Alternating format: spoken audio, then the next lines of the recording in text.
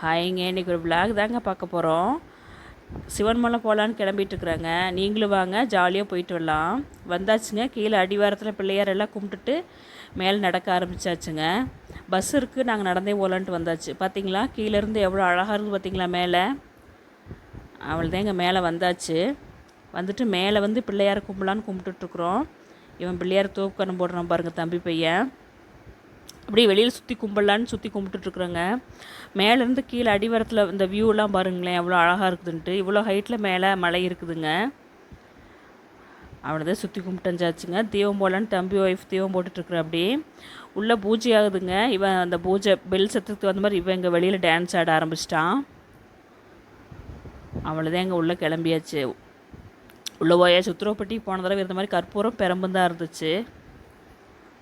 அவ்வளோதான் எங்கள் சாமி கும்பிட்டுட்டு வெளியில் வந்துட்டாங்க. புளியோதரை எடுத்துகிட்டு போயிருந்தேன். புளியோதரையில் சாப்பிட்டுட்டு கொஞ்ச நேரம் அப்படியே அமைதியாக உட்காந்துருந்தாங்க. கோயிலுக்கு வந்தாலே மனசுக்கு அவ்வளோ அமைதியாக இருக்கும். நாங்கள் உட்காந்த இடத்துல பக்கத்துலேயே ஒரு பார்த்திங்களா எவ்வளோ மாங்காய் காய்ச்சிருக்குதுன்ட்டு கொத்து கொத்தாக காய்ச்சிருந்துச்சு. அவ்வளோதாங்க கீழே வந்தாச்சு.